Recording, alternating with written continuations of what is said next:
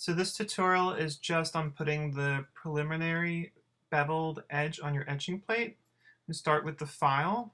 I'm going to hold the file at about 20 or 30 degrees on the plate, and I'm going to simply just file the edge of the plate with the file.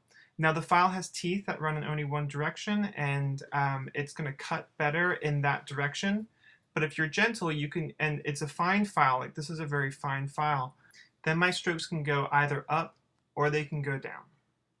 In a second, I'll play you the noise of the sound that the file should be making when you're using it, rather than the type of sound that often occurs in the classroom when people are filing incorrectly. So you're going to file the plate along the edge, and what you're doing is you're rounding the edge of the plate so it's not 90 degrees. You can use the file, and you can also use your draw knife. So here's the draw knife, and you can see what I'm doing with the draw knife is I'm placing it at the corner of the plate, and then I'm drawing it along the bevel edge that I've already started to create with the file. People do this differently. Some people use the draw knife first and then the file. I like to kind of just get things started with the file and then use the knife. The knife actually tends to remove a little bit more of the metal, I think. It can be as aggressive or as light as you make it. So what you want to avoid doing is dropping the knife down on the bevel too harsh, because it will create a gouge, and that gouge is very difficult to get rid of, and of course that gouge is going to hold ink. So you want to be as smooth with it as you can. So here I'm going to go back and file some more. Now you can hear the noise that the file's making. It's not making a real jarring noise, which is the noise that the file will make when you're not using the file correctly. So once you're done with one side, you're going to go around to do the other side. When we're done with the filing and also the draw knife,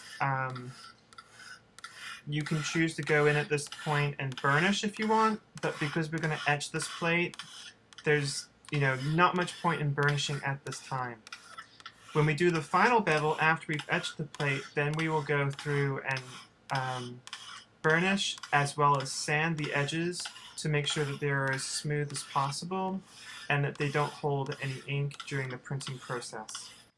What's nice about these plates when you first put the bevel on now is that you have the plastic protective film on it, so you don't want to remove that until after you've beveled your edges for this preliminary stage. You're going to go all the way around. You're going to do all four sides. Again, don't round the corners.